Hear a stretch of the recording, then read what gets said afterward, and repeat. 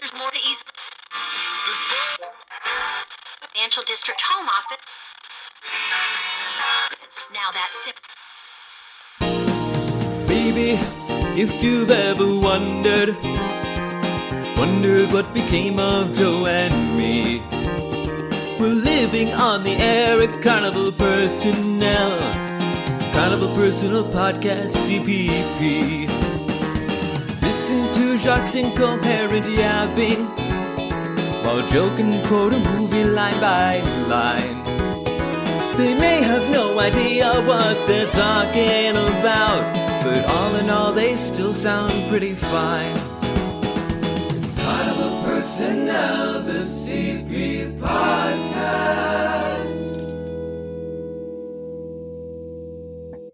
Hello, and welcome to Carnival Personnel Sideshow. I'm Jacques. I'm Joe. And Joe, once again, the booking team at Carnival Personnel has pulled a fast one. Oh, good. Yeah, we had our year in review a few weeks ago of 2024, and the embarrassment of riches when it came to people doing our podcast who should not have was ridiculous. Yep. Fair to say. Yeah. I think we're starting right off, with a couple of comedians that we had, so far this year. And now today's guest is somebody who I've just been a fan of. I found him like everybody else did on social media. He's a sort of famous local personality who has just won so many awards over the last couple of years. He's, Best of Boston. He's in Emerson College's prestigious WERS Hall of Fame. I don't know what lapse of judgment has caused us to get to this point, but Matt Shearer from WBZ, thank you for chatting with Joe and I today. What a setup. Wow, you've clearly set the bar very, very high. Seriously, with all these past guests, like what's the deal? People that you shouldn't have had, meaning like they got canceled. No. They are like we have too good for this show. Way too good. We recently had like okay. So wow. Right. All right. So no. Bill Cosby has not been on our podcast. Okay, dude, can you get Bill Cosby? Yeah, we would never do Bill Cosby, but Louis C.K. was great. No, we've had like the woman who is the lead attorney for the National Hockey League Players Association. She was on the first women's national team. Yeah, she's just been a hockey buddy of mine for 30 years. But it's like we have some weird friends in different positions, and people are like, they talk to you, and you Matt, you are in that category because everybody I told we were getting you was like so super excited, and awesome. I'm what's known as an old, and so I actually listen to terrestrial radio sometimes. Hell yeah. So that's where I found you. Like the oldest of the old terrestrial radio too. We're talking AM radio. This is the kind of stuff you would sit in the living room. The whole family would crowd around and turn up the AM radio that was like 4 feet tall. And that's what I do. I'm on that radio. But honestly, it's like I'm probably older than your dad, but it's one of those things that I just grew up with. BZ. There was like 3 radio stations you had growing up. And as a kid, I was a talk radio junkie. Just absolutely. And it's funny, I wasn't diagnosed till I was like 16, like seriously dyslexic and unable to read, but people didn't know because they thought I was smart because I would just repeat things that I had heard listening to talk radio my entire life.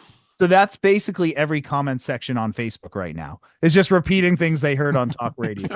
Well, unfortunately. The good talk radio is what Jacques listened to. Yeah.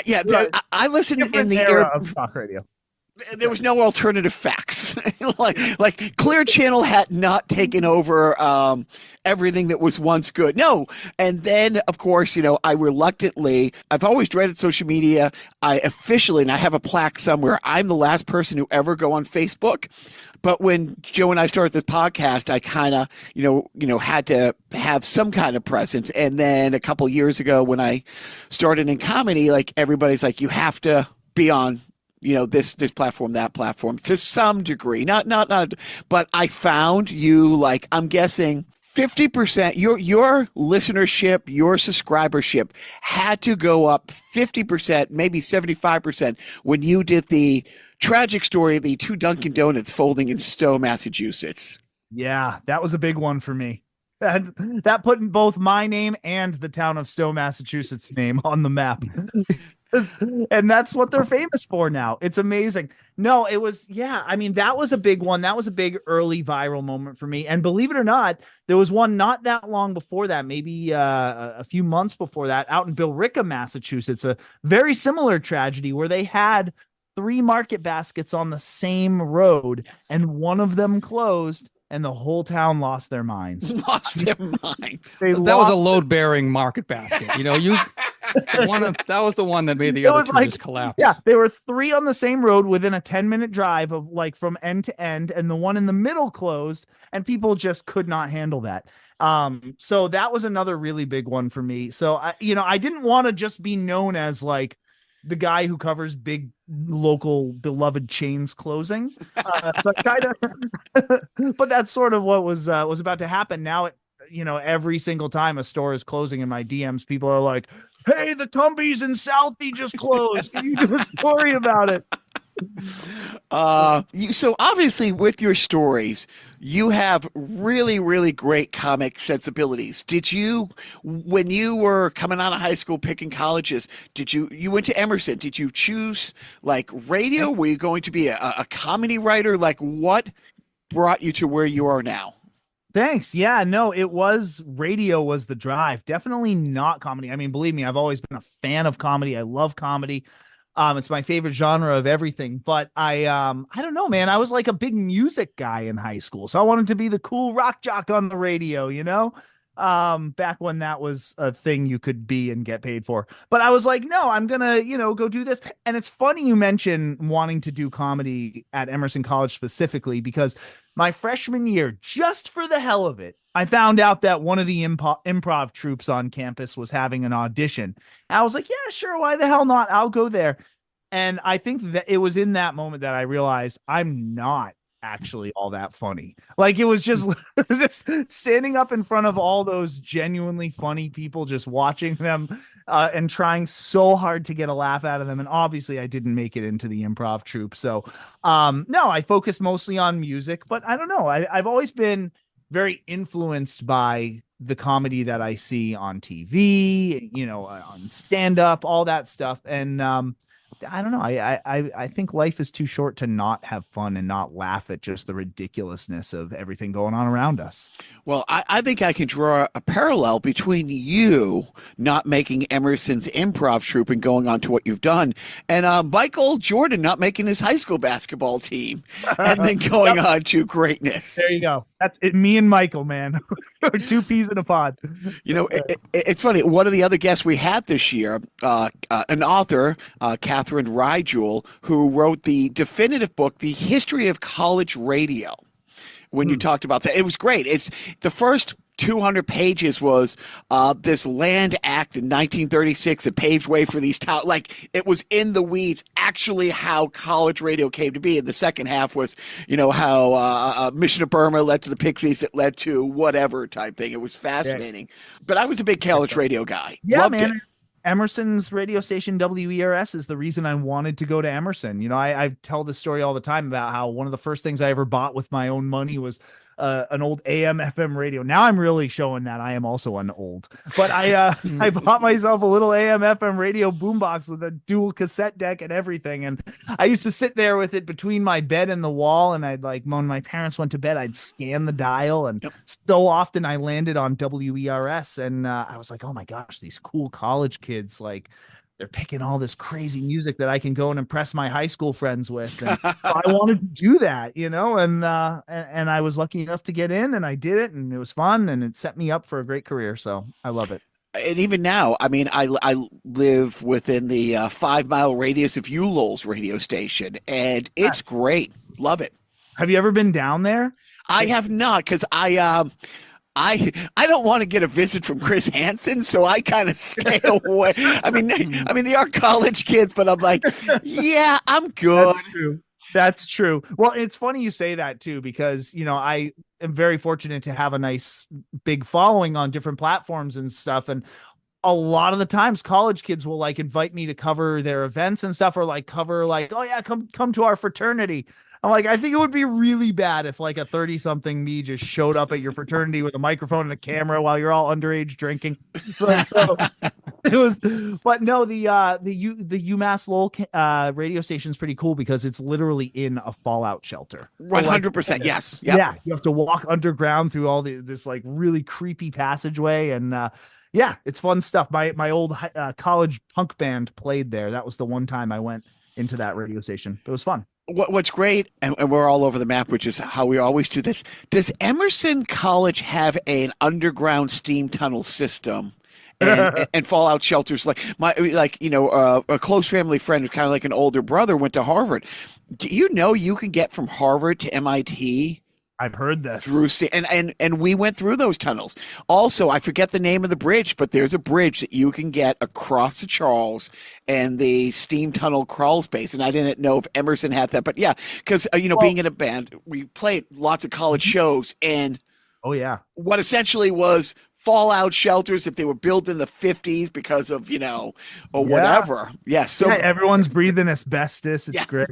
But I wouldn't be surprised. Another huge viral video I did about a year ago to the date was where I explored what's behind the doors of the O'Neill Tunnel in Boston, is because everyone's sitting in traffic and seeing those doors on the side of the tunnel and be like, what would happen if I went through that? Ever since Vivica Fox did it in Independence Day, people fantasize about exploring those tunnels.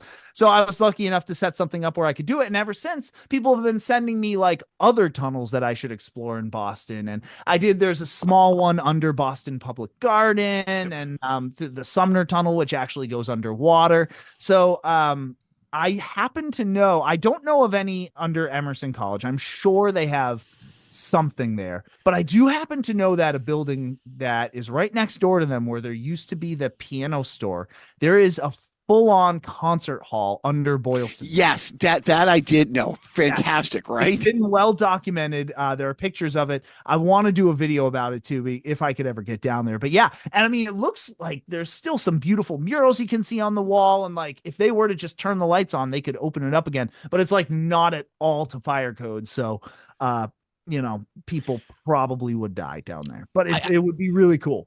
I think the most I was ever I don't want to say envious. I'll go straight to jealous is when you went into those tunnels, because just growing up always and you mentioned Independence Day. For me, those tunnels are akin to Lex Luthor's lair and the original Superman. And when you go through the tunnels and you meet the guy who's like in charge, you're like, and you say it's like it looks like a villain's a secret superhero villain's like secret lair. I'm like, holy shit, that's exactly what it looks like. It's so true. It's literally, so you're talking about MassDOT's like main headquarters room. I forget what they call it, but yeah, it's a room where literally 3 people sit on computers and watch a giant wall of screens overlooking, just spread out hundreds and hundreds of cameras throughout the Commonwealth of Massachusetts. And it's very Big Brother, but also kind of cool. So how does the process work for you covering a story other than an idiot like me saying, hey, I'm doing a comedy show at a goat farm. Why don't you come by? We'll get to that. But what is the normal process to you covering something? That's a great question. When I started doing this job, it mostly came from the newsroom. We have assignment editors who give people assignments and the reporters say, hey, go cover this, go cover that. But over time, I started to kind of pitch more and more outlandish ideas that they were crazy enough to let me go along with. Like when I said to them, hey, one of the market baskets in Billerica is closing. Can I go cover that?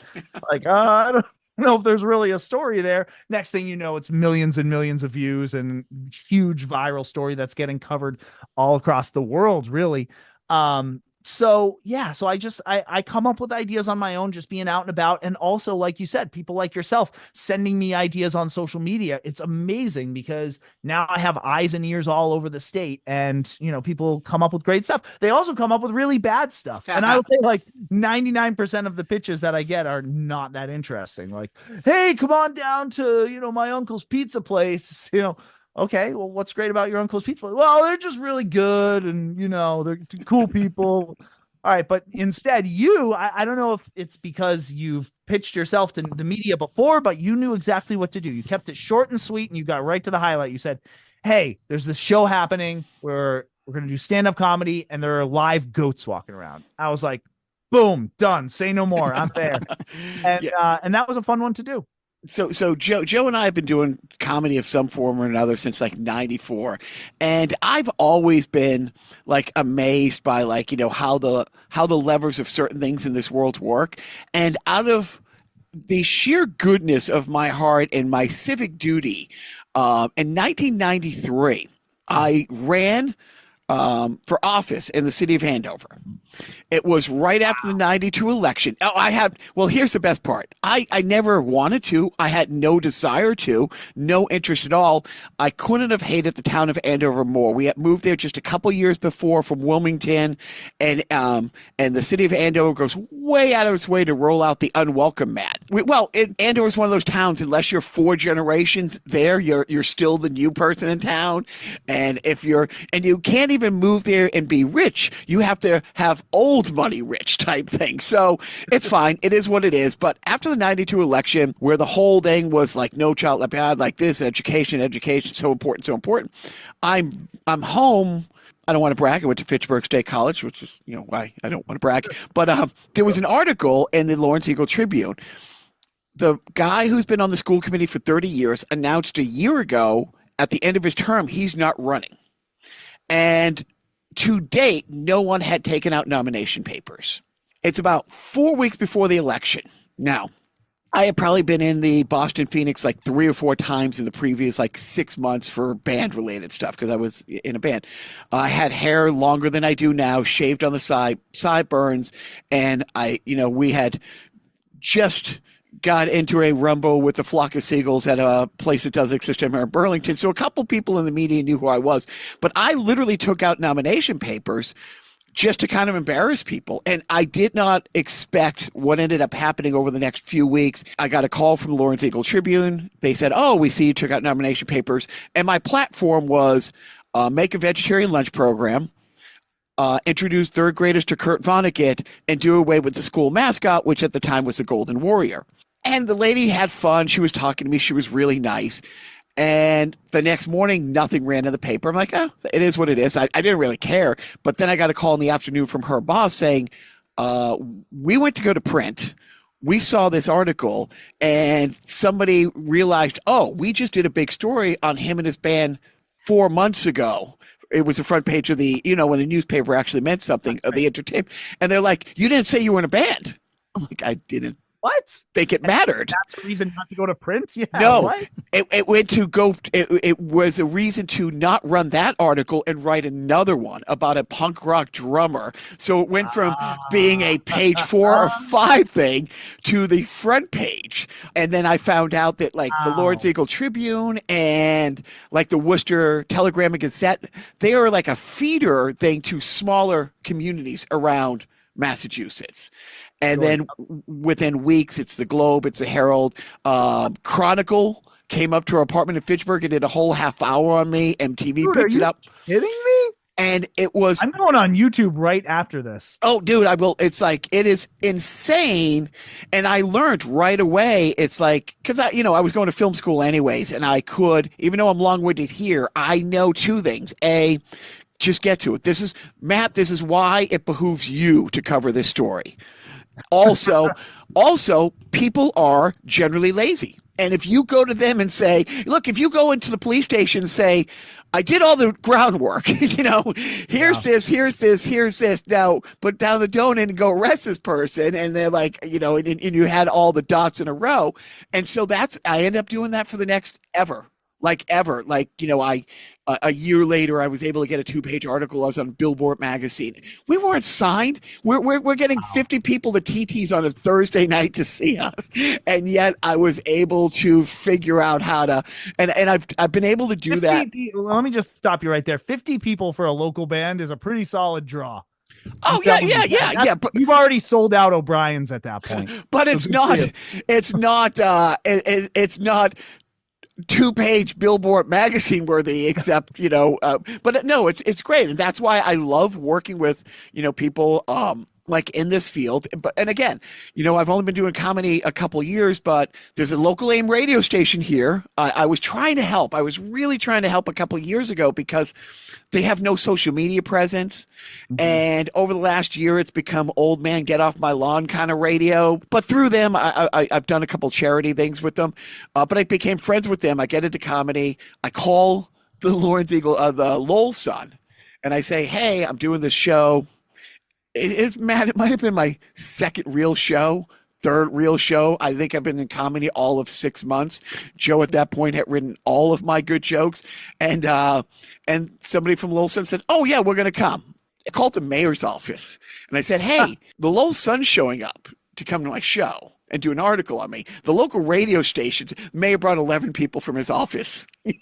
So I figured a long time ago, yeah, you know what, if you make it easy for people. But get back to, now, how do you get your cop slide story past the gatekeepers at WBC?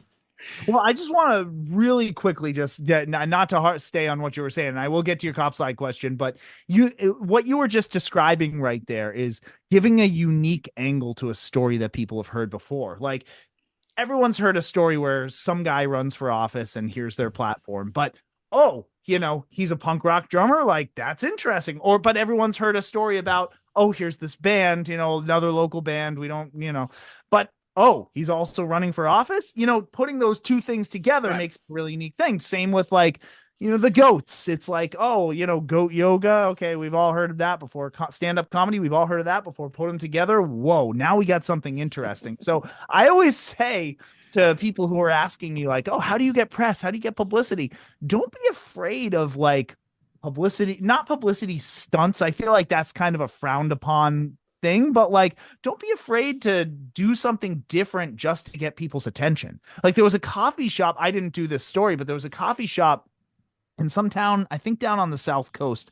I'm blanking on which town, but they put a sign on their door that said, if you enter the store dancing, you will get a free coffee. Yes, I saw that story. Yes. Yeah. And so they posted, so they had like all the security camera footage of people walking in, and they got a ton of press on that and like tons of views on the videos and stuff. And like, why the hell not? Like, yes, they obviously did it for the attention, but like, it was fun. It was good, fun attention. And like, who didn't need a little smile? Like, right? There's not enough views out there covering these fun stories, but there are. So my sister's the librarian at it's an amazing library, the North Reading Public Library, and they had this Taylor Swift birthday party. Oh yeah. And there was like 50 kids who signed up. 75 kids showed up. They had, of course, the karaoke. They had a friendship bracelet making station. They had this like fun little backdrop with balloons, like a prom.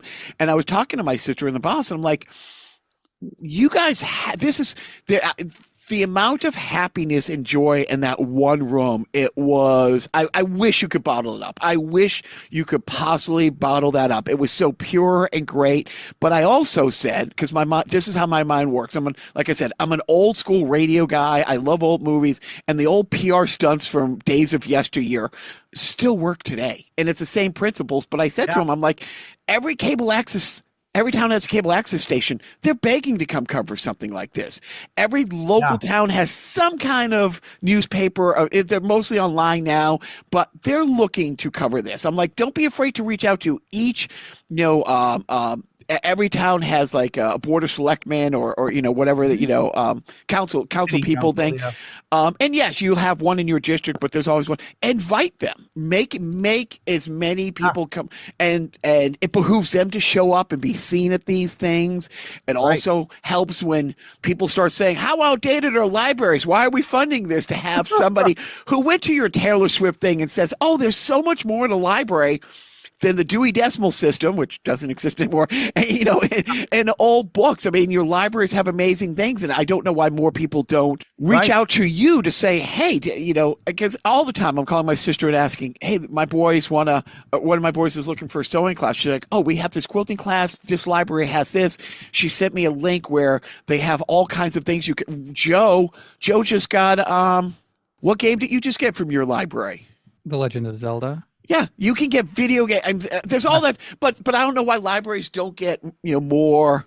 their public media outreach. It's funny you say that. I got asked earlier, well, last year now, to go speak at this like Massachusetts library conference. And I'm like, why do you want me? They're like, well, because, you've sort of figured out how to take this old brand and adapt it to social media. And there's a lot of people who, at this library conference could use some help with that. And I'm like, yeah, okay. So I went up and I showed some examples and talked a little bit about how I think, if I were a librarian, what kinds of stuff I would be posting. And they're all like, oh yeah, wow, I really could do that. There's definitely a big library TikTok, like the whole thing about like these different sections of TikTok, like library talk is a thing, comedy TikTok is a thing, so it's amazing to me. But yeah, no, and getting back to your question too about the cop slide video. So basically, if you haven't seen it, everyone has seen the video of the Boston police officer going down the slide and absolutely eating it, right? That was a huge viral video a couple summers ago. I knew I wanted to do something on it, but I also knew that everybody in town, every news operation was going to have some angle on it, right? Because it's local, it's fun, everyone. But I figured they were mostly just going to like show the video, reach out to the police department, say, do you have any statement? Oh, the police department didn't comment, just like the same boring story every time. So my angle was go there and like document the big long lines of adults who are now trying to go down the cop slide while all these kids were trying to go down it too. The funny thing is, by the way, like the Boston Globe, literally the same day I published my story, they posted a story with the same angle. But it's fine because mine was the video and theirs was in print. And so I whatever, there's two different things there. That was a big reveal video for me because I brought my daughter there, and previously I had not mentioned having kids, and people in the comments who've been following along with the Matt lore kind of lost their minds. They're like, he's a dad? What? Like, I thought he was like a 21-year-old intern, like who just was going crazy on social media. Nope. I have not one, but two kids, as a matter of fact.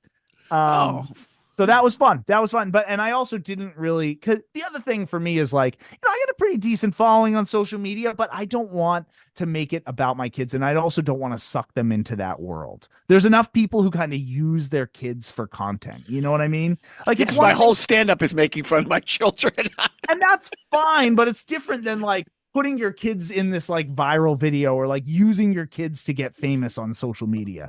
Right. We see enough of those mom-fluencers and dad-fluencers doing that and like documenting every diaper change their kid has. Like, no one wants that. We my boys were born in LA, and I work in the industry, and did a movie like a while back.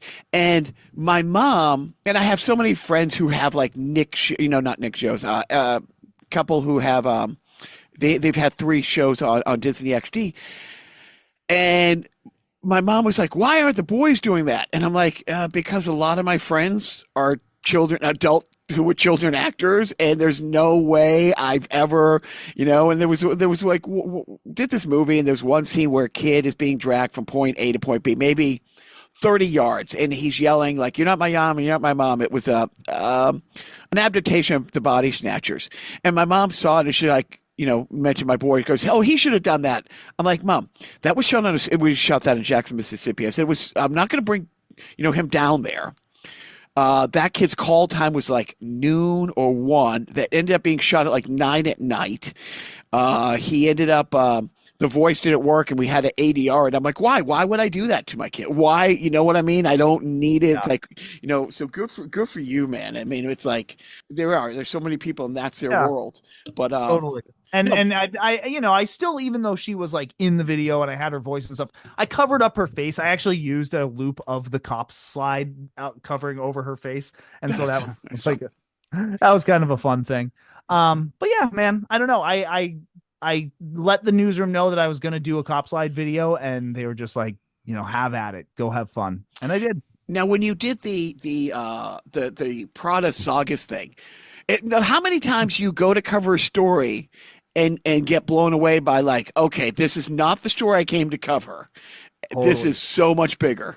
All the time. And quite frankly, a lot of the times it becomes a story that is not interesting and not as interesting as I thought it was. It like goes the other way. But basically, yeah, for those who don't know, the Prada Saugus video is there's been this abandoned building on the side of Route 1 in Saugus, Massachusetts. It's been abandoned for at least like 2 decades. And somebody recently went up and put a sign on it that says Prada, kind of like the Prada Marfa installation, if you've ever seen that in the middle of the desert. And no one really knew who put the Prada sign up on the one in Saugus. So I did a little searching around. Actually, luckily, thanks to another friend of mine, Elena Pinto, who's a very big lifestyle influencer in town. She helped connect me with the artist. And but the problem is there's been a rumor going around about that building for years and years that involve an alleged murder and a police cover-up and all this stuff. And so in telling the story of the Prada and the silly little joke, I kind of had to address that rumor head on. And doing so, I needed to tell the true story of like the murder. Well, potential murder, we'll say, the alleged murder and alleged cover-up. So in order to do that, I had to get really in the weeds of like the crime. I had to dig up and reach out to like the local DA's office for like police reports and stuff like that. And it was a genre of video that I'm not used to. I mean, all the ones you've brought up so far have been like kind of silly and funny, right? This was like straight up true crime. Right. And so, yeah, I mean, it was a long video. It was probably one of the longest videos I've ever made, but I felt like if I'm going to do this story, it needs to be done right. And I think a lot of people, actually, I saw a great comment on there. Someone was like, dude, what the hell? I've been telling my daughter for months about your videos, and this is the first one I go to show her. Like, what's wrong with you? I'm like, I'm sorry, man. But I also do appreciate like not doing the same thing over and over on social media. Like it keeps it interesting for me to keep exploring and doing different styles of videos, different styles of storytelling. All the while there's like a consistent voice and style. So like, it's not like I'm doing anything like too out of left field, but like I'm exploring and keeping it interesting for myself, which I think is really important. Because if I'm bored doing these videos, how can I expect anybody not to be bored watching them? But do you ever get pushback from like the grizzled old vet? It's like, hey kid, I'm the investigative reporter. This is my beat. No, not so much. And I mean, if they do, they keep it to themselves, and that's good. Did you enjoy that aspect of it? Like really kind of like, oh man, this. Now absolutely loved, because I'm an old, when you went to the place that had the old Hamburglar, like, or Mayor, was it the Hamburglar Mayor McCheese? Burger Jam. Yeah, it was it was Officer Big Mac or something. Because they have those, there's a place in LA there's a couple places in LA that has those, and you could go and buy them. I'm like, that story was great, but I'm like, I hope he has his tetanus shot. But it's like you go from that to a real something that could have been on Dateline. Like that story could have expanded out to a Dateline piece. Did you like that? I think, yeah. I mean, for me, really, the only qualifying factor for doing any of these stories is like, is it interesting? Is it something that I would want to watch myself? And yeah, I'm absolutely fascinated by those old burger jails that like 80 kids had to go to the emergency room on from back in the day of the McDonald's play places. But I'm also really fascinated by, the true story of that mysterious building on the side of Route 1. So yeah, if it's something that I'm interested in, then probably there's a good chance there's a lot of other people who are interested in it too. Actually, you know what? I take that back. There are absolutely stories that I've told that I thought were fascinating, but nobody gave a shit about. I can swear on this, right? Yeah. Yes. Yeah. They got like no views, no interactions, none of that. But I've never really been one to obsess about views and interactions and those sorts of numbers, hits, stuff like that, because I think once you start doing that, then you're just playing a numbers game and you're giving people what you think they want rather than making something that you actually care about. And so for me, I'd rather focus on the stuff that I care about. And it's nice that people are following and caring about it too. No, I love that, and I love that you have the freedom and flexibility to do these stories. Joe, what's the documentary about the homemade theme park in New Jersey? It wasn't homemade, but kind of homemade. It was Class Action Park. It's about Action Park in New Jersey. It's an 80s and 90s death trap of an amusement park. And if you haven't seen the documentary, man, I suggest carving out at least 10 minutes to like get like a best of, because It's a wild thing. I think Burger Jail is right up there. That's what I was thinking, because I mean, when people talk about, like, us Gen Xers, like, talking about how tough we were, it's like, dude, Matt, just watch the trailer for Class Action Park, and it's great. And you're like, how did this exist? Also, yes, how did all that McDonald's stuff, and your video was great, but that's exactly what it was. The parents went in there, they got a couple Happy Meals, they sat back, had a smoke, and put the kids out in death traps. Zero supervision. I mean, Lord of the Flies. Right. That was there's some adult already out there. Cool, that's fine. I'll just finish up my cigarette here inside before all the kids are outside with strangers. Right. Yeah. Are those jean shorts off the shelf? No, that was a great story. Back then, Mayor McCheese counted as an authority. All right? That was like, I've lost track. Did you come to a consensus where the best college pizza was? That's a great question. So I did this piece where I went and had a slice of campus cafeteria pizza at every campus within the actual Boston city line. So I did not do Cambridge, no Harvard, no MIT. I decided to do tier lists as opposed to like ratings and rankings, because I don't know. I've heard that pizza ratings and pizza, reviews are already a thing on social media. I don't know. Everybody knows the rules, but not me. So anyways, I decided to make it a tier list, and that would be better. And yeah, the best college campus pizza in Boston is, believe it or not, Roxbury Community College. And the reason is because they don't actually bake it like from some, shipped in overnight and frozen, reheated sort of situation. They actually get it from across the street at AK's, which is like a Roxbury pizza institution. So it's like a legit pizza place, but it's being served on campus, so it still counts. Oh, that's such a fun story. I mean, that's the kind of stuff you got to be like, this is my job.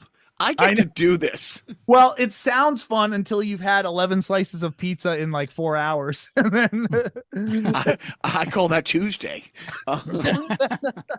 So how long do we have you to call our own in this region? And do you have aspirations to be the national guy doing this for another place?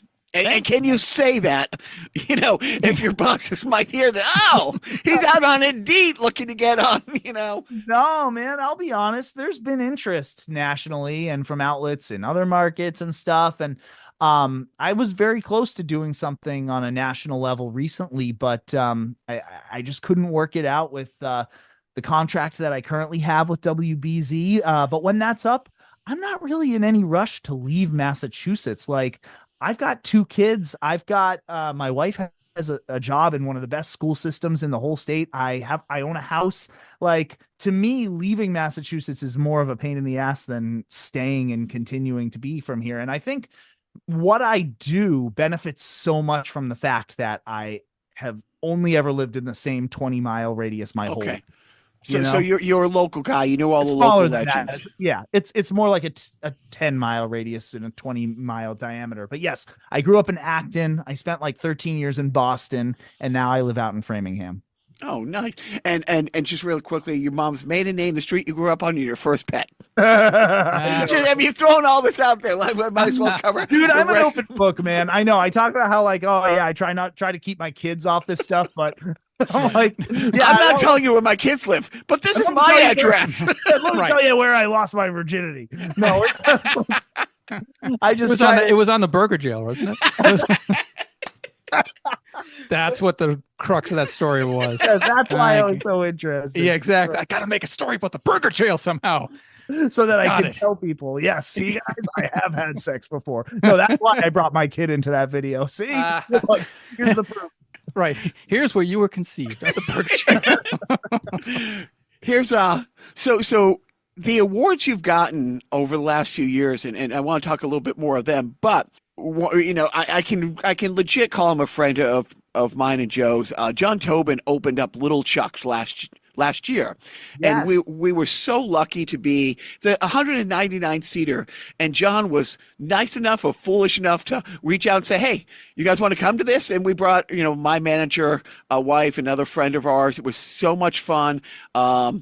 I was supposed to have a show there a couple of weeks ago with my big comedy hero, two comedy heroes, Mike Katrobas and Steve Bjork. And then, something happened that didn't happen, but I'm going to be there in a few weeks because you are going to be at Little Chuck's. Hell yeah. So you're the one that bought a ticket. All right. He didn't say that. Dude, I just told you I know John. Hey, John, I need a couple of cops.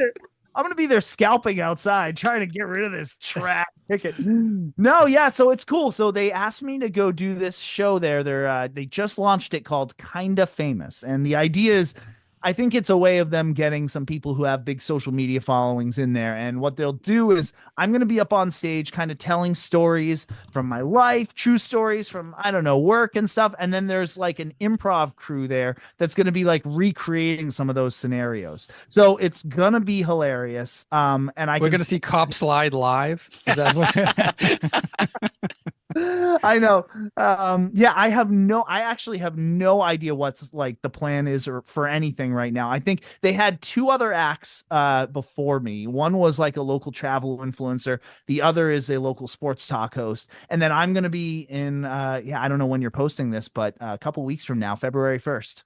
February 1st. Okay. Well, I'll rearrange if we have to drop this, for that because and I will definitely be there. I mean, I love the place, and again, just like finding a hook to get the media, like there's so many great venues. There's so much entertainment in here to come up with, hey, other than just having comedy shows, what weird stuff, fun stuff could we? And the first night was Shitface Shakespeare. Yeah. They got uncensored Disney, Dirty Disney, Dirty Disney. Like in LA. My wife and I used to go to all this fun, crazy stuff. There was a theater a little smaller than that did Point Break live, like a surf movie in a small place, and it was akin to Shitface Shakespeare. And so when John was telling us about this place, I'm like, great. And then when I saw you pop up, like, that's so smart. It's just so smart to have because your following is all over the map. Like it's old like me, and then it's like people your age and stuff like that, and younger. So younger, yeah, that it is wild like that. And I feel like I've learned now from looking at the notifications. Like I don't, my followers come in like surges where I'll have like a week where I'm getting a ton, and then like it'll be slow for a while. But I can tell people's age now just by looking at the little circle next to so-and-so followed you. Like if it is a cat or a dog, it is 100%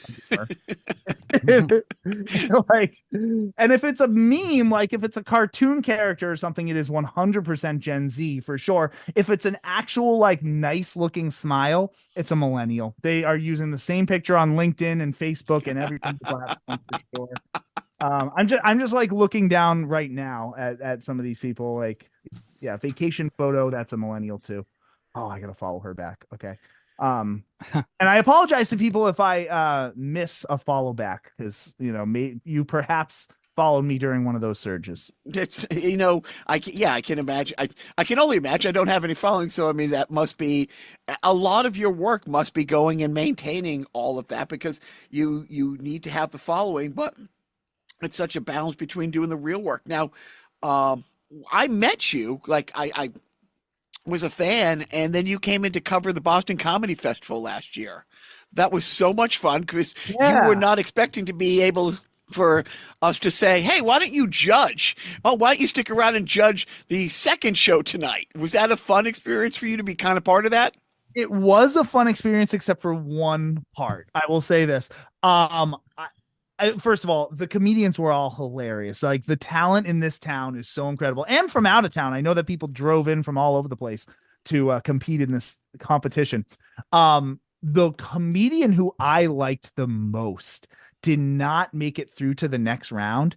And I saw her crying outside of the venue afterwards. And I was like, oh my God. I went up to her and I was just like, hey, so, I gave you the highest ratings of anyone. I thought you were hilarious.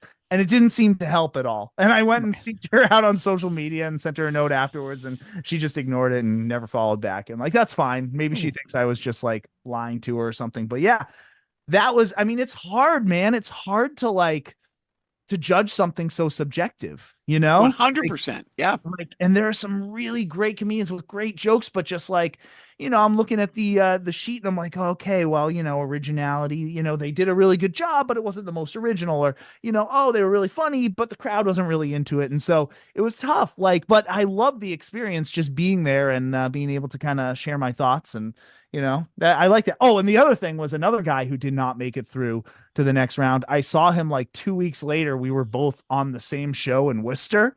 It was like it was a live show that do you know this comedian Sean Connolly from Worcester? Yeah. Oh yeah, sure. Not the Coney Island hot dog guy. Yes. He's fantastic. He does this late night show where he's like the host. He does a monologue and has guests and like a live band and stuff, and it's really funny. So I was being interviewed on that, and the stand-up act of the night was one of the guys who did not make it through. I'm like, oh my god, I really hope this guy doesn't recognize me as one of the judges. Well, it's Joe and I, worked the whole festival, and at the finals, it sucked because we're not judging, but we were timing and lighting them, and we had to write down if somebody went over their 5 minutes. And the anxiety that we had, like this person is killing it, and oh, please wrap up, please wrap up, please wrap up, because we didn't, it wasn't our job to say, well, when 10 seconds over, so should we? Luckily, no one went over. But just the anxiety, and as a comic, I hate it because, like, I just did, a comedy thing, and I went through round one, and I'm generally a clean comic, and a couple of people who worked on the show said, I won that night by a margin of almost 2 over the second place person, which is great. I don't care. Like, one of my best friend, like, in comedy, a really good friend of Joe and I got Wayne Russell. He also made it through, and it was great.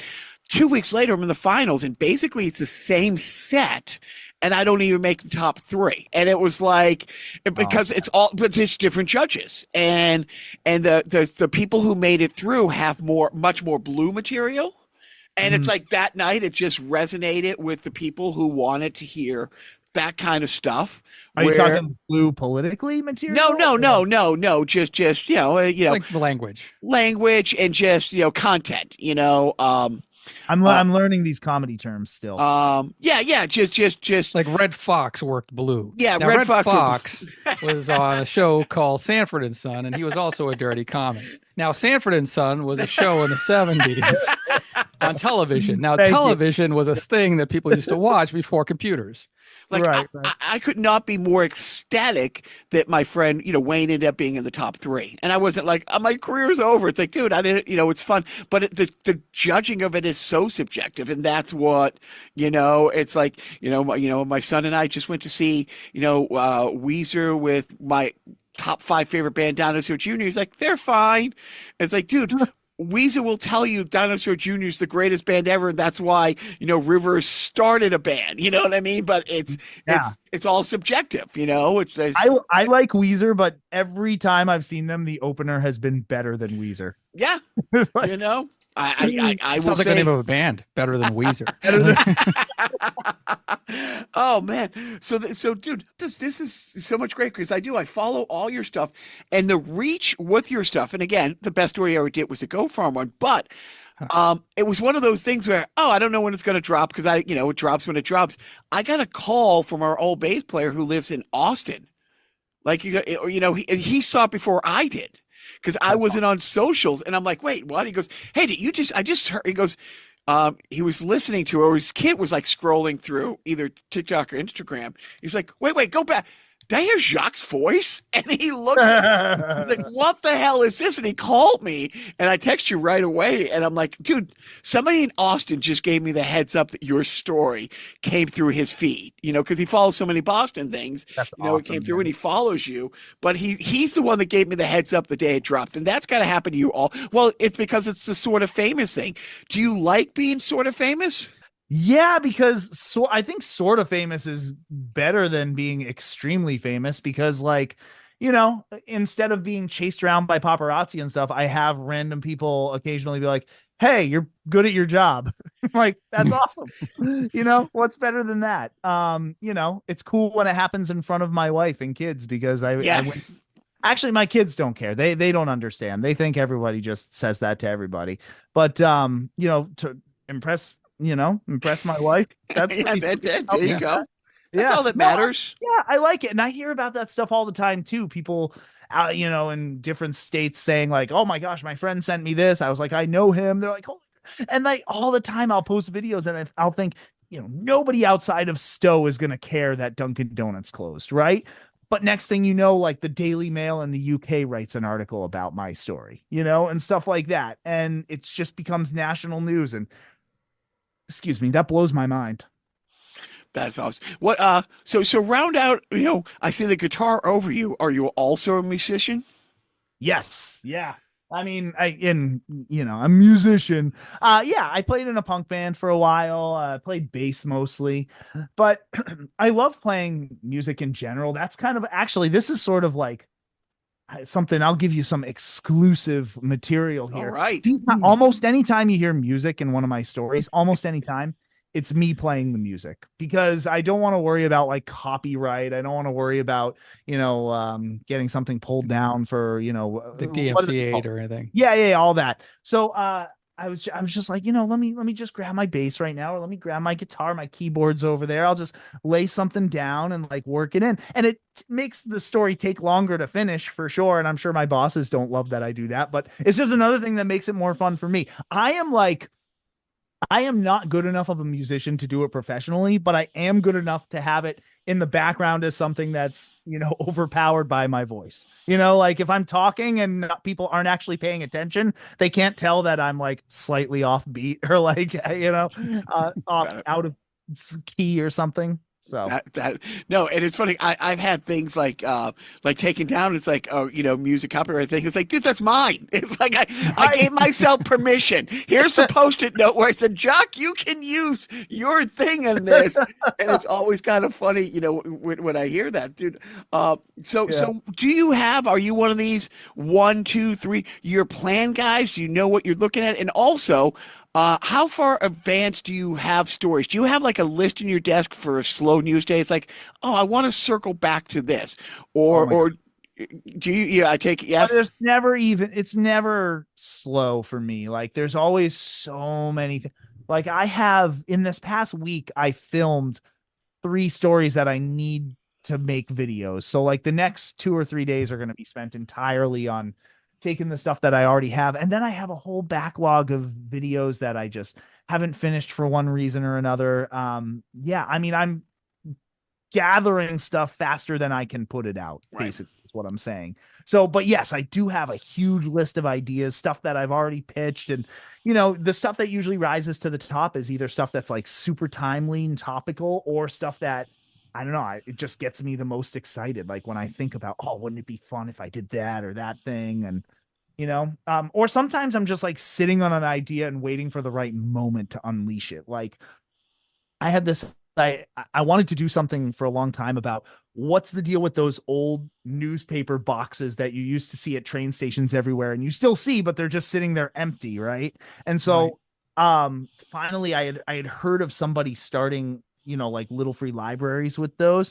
I was like, wait a sec, what if I made my own little free record shop? And then I could like tell the story of that. So like I managed to acquire one, which was a whole part of the story, trying to track down people from whoever owned it from this defunct newspaper. It's like the MBTA says they don't know who owns this box that's sitting at their station. The town says it's not theirs. The newspaper's out of business. Like it's just sitting there. And so at one point I was like shooting video there, and a cop pulls up and is like, what's going on? And I explained the situation, and they're like, okay, well, I can't tell you to take someone else's property, but we're not going to come looking for it if you do. And then they drove away.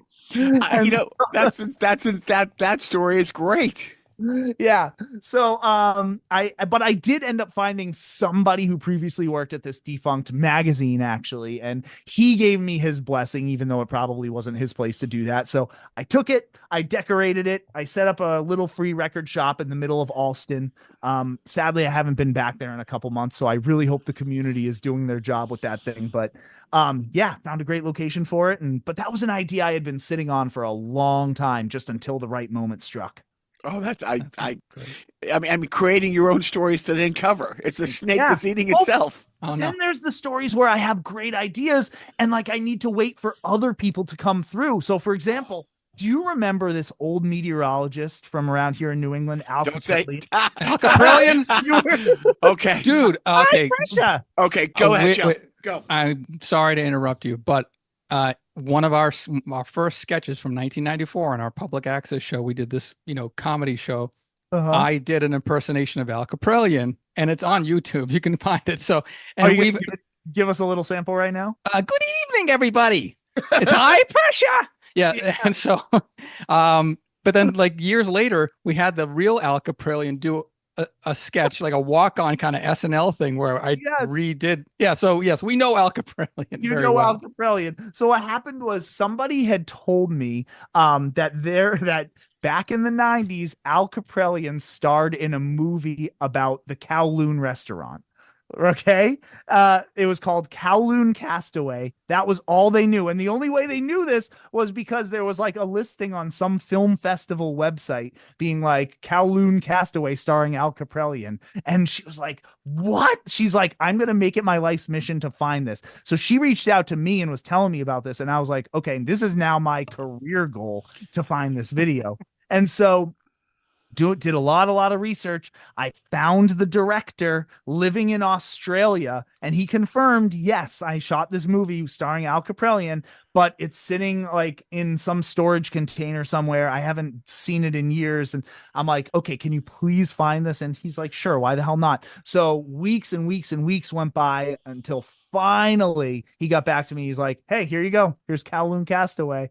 And so I did a whole story on the making of it and everything. I interviewed Alcaprillion about it, and I convinced the director to put it up on YouTube for free. So if you Google search or if you YouTube search Kowloon Castaway, you can watch this movie. And he said, you just planned my movie night. That's when either Joe's wife goes out of town or my wife goes out of town, we get together. We stay up to like 6 a.m. watching stuff like that. Last time we watched like 6 hours of Battle of Network Stars from the 70s, and Boy Plastic Bubble. But it will be Kowloon. Oh, dude, that's so much fun that you get to do all this. I'm so jealous of not jealous. I'm happy for somebody who has such a fun job they love. And the other one too that took a while, just like that, was when I tracked down the guy who wrote the Water Country jingle. And if you're from New England, you know the one, Water Country, Country, have some fun. I found the guy who wrote that because that song meant a lot to us as kids growing up in New England. Like, it was the song of the summer every single year. You heard that on the radio, and it was the one commercial you did not change the station for. So I found the guy, and it turned into this whole thing where Water Country then saw my video and invited him to go and like be honored there. Because he had never been there, right? Am I wrong? He had never been there. Right. That was a great story. At the end. Thank you. Yeah. But again, with that one too, I had to wait a long time till I could track the guy down and hear back from him. I sent him a message, and then randomly one morning, actually, as I was being interviewed live on Kiss 108, he got back to me. And so like Billy Costa's talking to me, and I'm like, looking at my phone. I just heard from the Water Country guy. So it was awesome. Dude, I can't wait to see you in the first. I do. I've always liked your content. It was great to get to, spend the day with you. And I have. I'm unfortunately, Joe, I was hoping that he hadn't already covered because, my world is all Batman and Star Wars, and Joe loves that. But Joe's world is Ghostbusters and Back to the Future, and he just took me to the Back to the Future Museum that you have already covered. Yes. Yeah. I was like, so I was hoping you hadn't covered, so we'd have the excuse to go back when Matt was covering it. There is, and I'll let you deal with Mr. Shea. There's been an addition probably since you've been there, and there is another big addition coming next year. So I think it warrants another trip out there for all of us. Yeah, but I mean, Matt, you're such a fun guy. I like that you're accessible. I dread but look forward to the day that, I see you on a national platform and Joe and I get to say, oh, we know him. And then we'll see you somewhere and we'll be like, Matt. And you're just like, no, I don't know these people. And your henchmen will rough us up as they should. Now I've just completely derailed. That's going to be me. That's going to be me walking into Lil Chuck in a couple weeks. Yes, we are so looking forward to that. That's going to be, such a great night. It's bedtime for your little one, so I will let you go read them a story. But Joe, you got any final thoughts? Matt, it was a pleasure talking with you. And I have a lead on an abandoned Johnny's Food Master in the tunnel between Wonderland and Revere Beach Blue Line. So Perfect. yeah, I'll go there at night so no one sees me. it's a perfect story for you.